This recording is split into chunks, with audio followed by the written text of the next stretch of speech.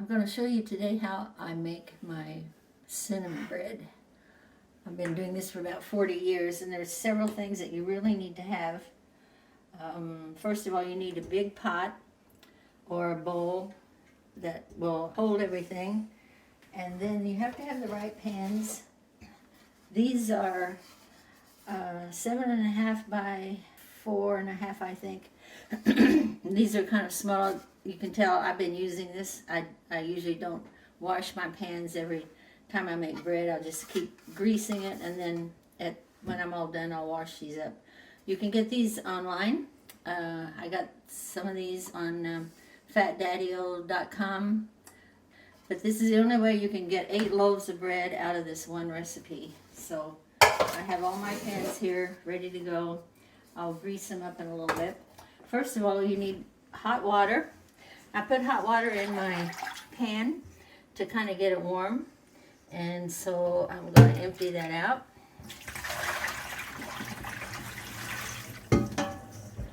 And I need to get my measuring cup. I need 6 cups of hot water. What I usually do is get the hottest water temperature I can out of my faucet. And I don't stop at 2 cups. I usually stop at almost at the top. So I need 3 of these. And now this is probably too hot for the yeast, so I let it cool down a bit. It's easier to let the water sit in the pan and let it cool down than try to get the right temperature right out of the faucet. So plus this warms up the pan a little bit. So we'll let that cool down a little. Water is about ready. I can check the temperature. Some recipes say 120 degrees. And that's about what we got there. So 3 tablespoons of yeast. Every year I order yeast. Really get the best yeast you can get. This is Red Star Active. I get it off of Amazon. Just sprinkle it over the top and let that sit for a little bit.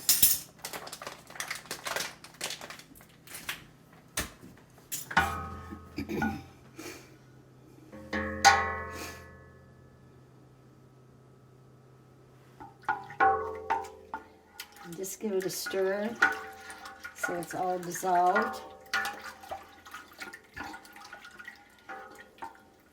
The next thing I add is 2 packets of non-fat dry milk.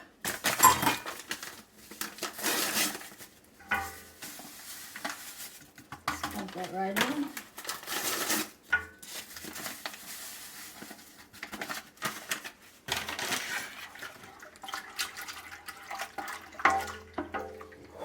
And next thing is 1 cup of honey. You can use any kind of honey. This I got at Costco. I warmed it up in the microwave so it doesn't cool down the temperature of the water. We add that. Stir it up.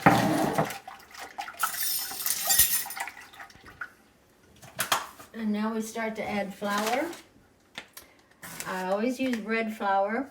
This is King Arthur, but Gold Medal makes it, and also Pillsbury. But just as long as it's bread flour, that's the main thing. So we start adding flour. It's usually about 9 cups, but I don't always count. I just keep adding.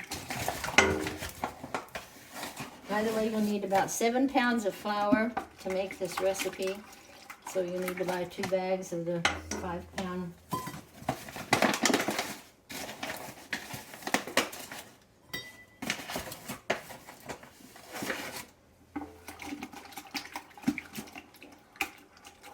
Okay, I'm just going to keep adding until it gets to a certain consistency.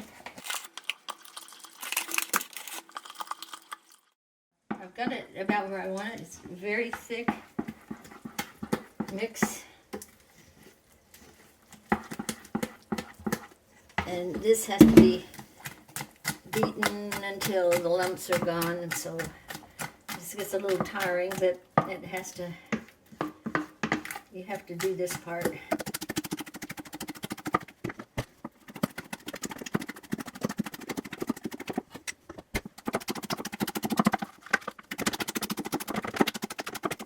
Okay, I think that's about ready. Another little handy tool is one of these scrapers. Just a cheap little thing, but it does the trick. Really comes in handy when I'm needing to scrape down the pan or the bowl.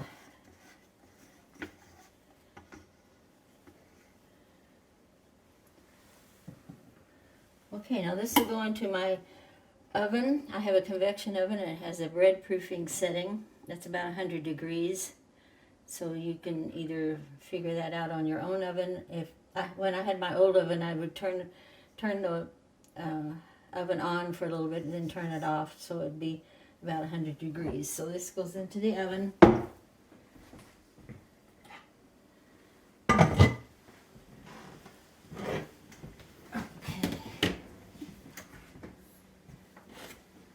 You have to take all the shells out. Now this has to proof for about 40 minutes. So we'll go do something else while that's happening. Okay, I think we're just about ready. Yeah, see, it's risen up almost twice its size, so we'll just take it out.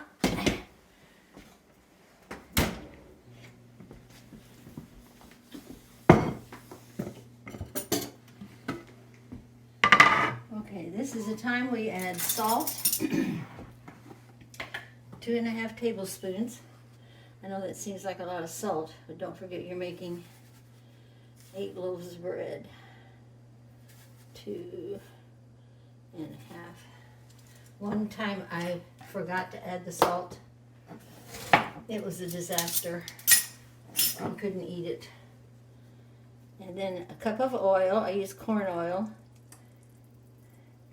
Leave a little bit in your measuring cup, and we'll use that to put in the bottom of the pan when we do the second rising. Okay, fold this in a little bit.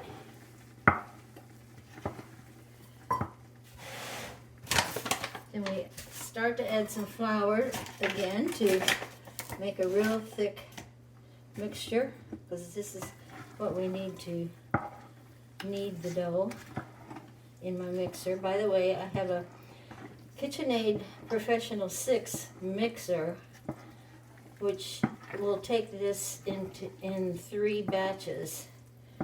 There's another mixer that's a step down that you can use, that where you raise the bowl. You don't tip it back like some of the smaller mixers.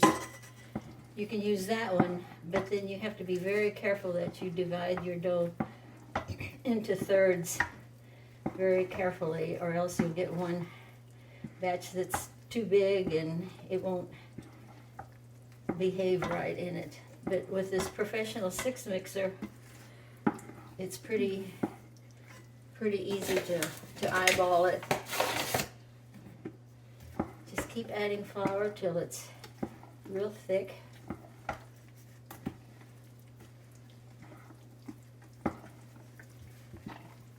Just keep folding it in.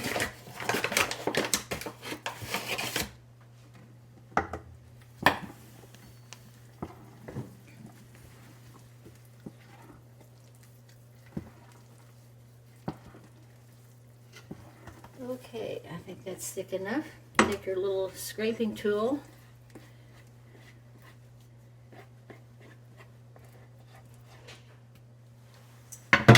And now we're going to knead the bread.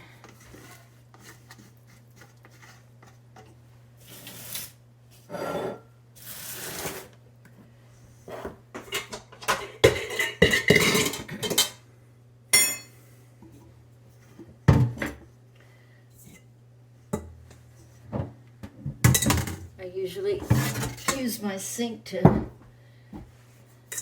get down low so I can tip it over. Okay, we're going to try to eyeball it into about a third. Okay.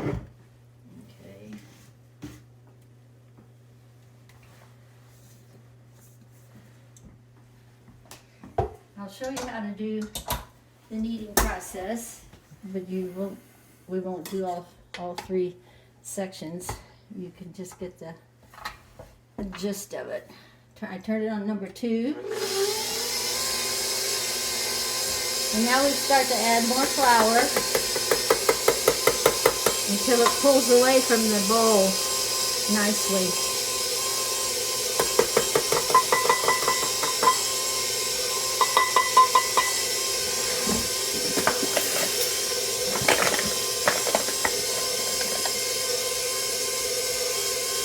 Usually takes about another 2 or 3 cups.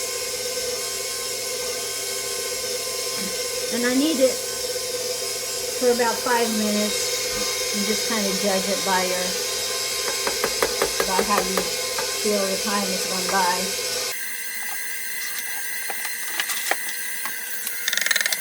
You can knead this by hand. Some people have done that, but it's a chore. So this makes it easy.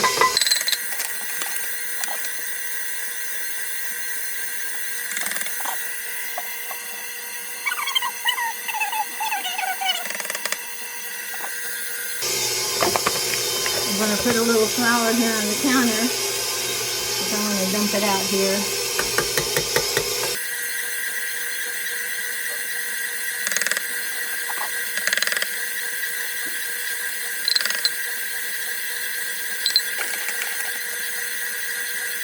It's getting there.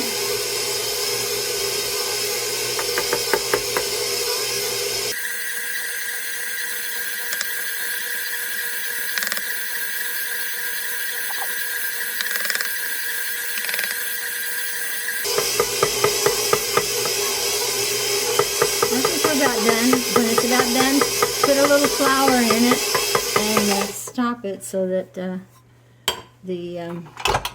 dough has a little flour around the edge. It's easier to get out.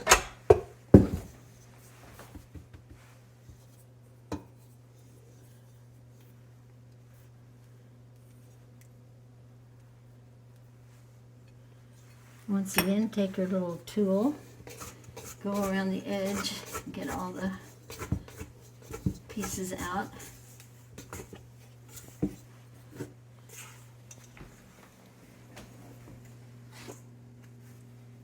And dump it out on the board.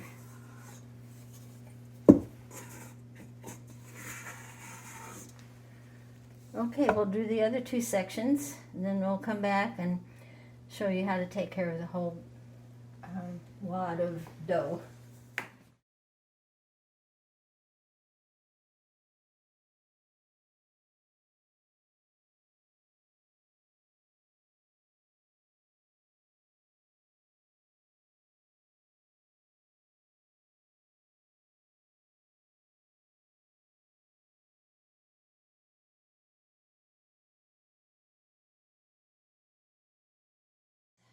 Risen double, so we're going to put it out on the counter. You can tell it's a big piece of dough. Now I'm going to weigh it out. Each loaf I'm weighing, or 22 ounces actually. So I squeeze off a hunk. So 1 pound, 6 ounces.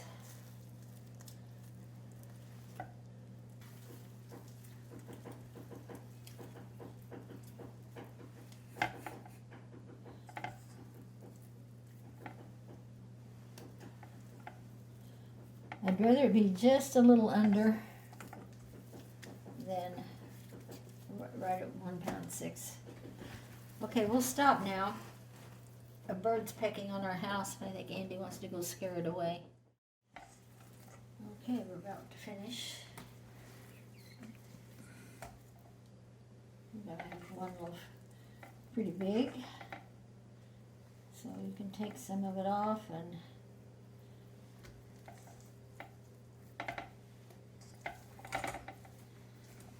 break off little chunks and add it to some of the others.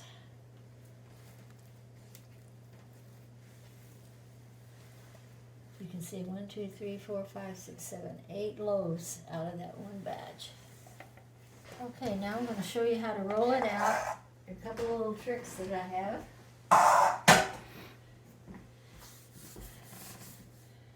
First is to grease the counter. You don't use flour. If you use flour, it won't stick, and then you won't get won't be able to put enough cinnamon down to make it worthwhile. I just keep rolling.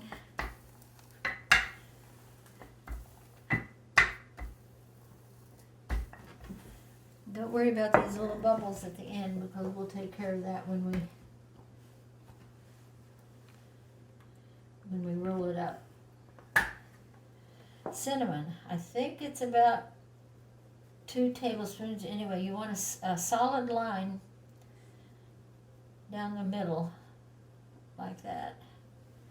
And then sugar, I measured this scoop, it's a little under 1/4 cup. Then you take your fingers and spread it out. I keep a paper towel handy to wipe off my fingers so it won't get on the outside of the bread dough. Now take these little bubbles and pull them out like that. And as you're rolling, try to stretch it. If you don't stretch it, you may end up with the top layer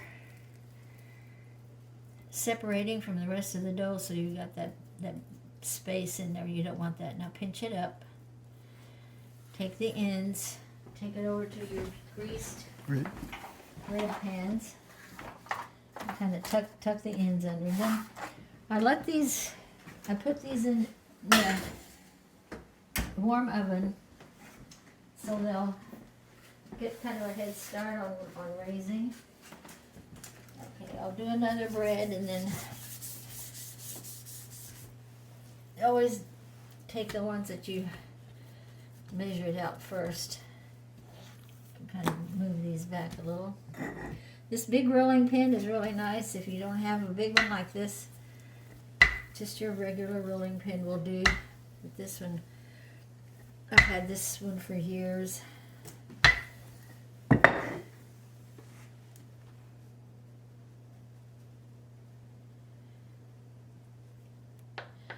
You're going to have to buy a big bottle of cinnamon, like at Costco or Sam's or someplace like that, because you use a lot of cinnamon.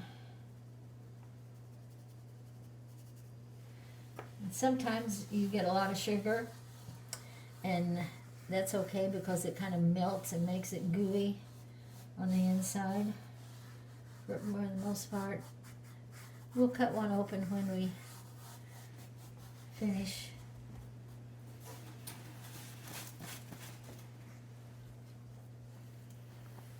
Okay, now we'll roll this up. Remember to pull on it so it's tight.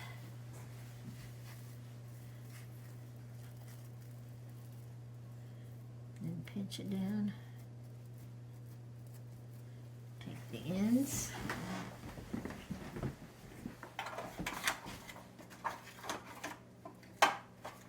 This gives it a little head start of rising, so that when it goes in the oven, it's well on its way.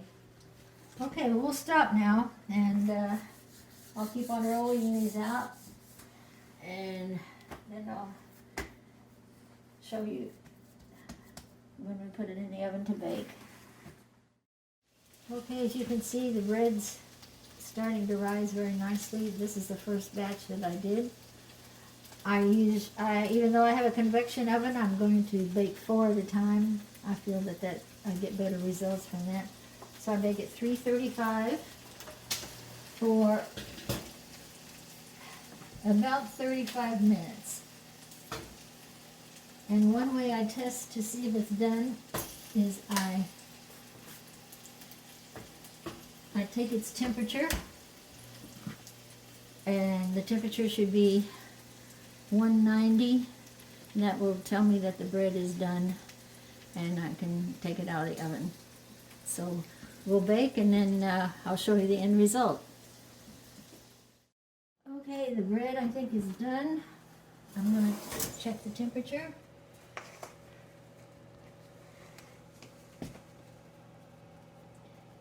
Yeah, it's above 190, so we're done. There's no other combo. Okay.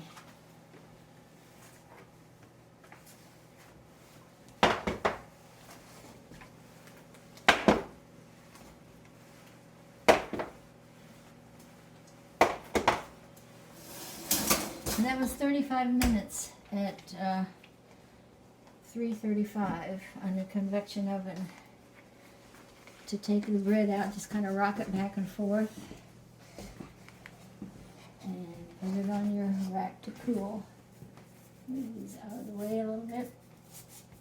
Another way you can tell the bread is done, if you see it sounds hollow, that's another way you can tell. Okay, that's it.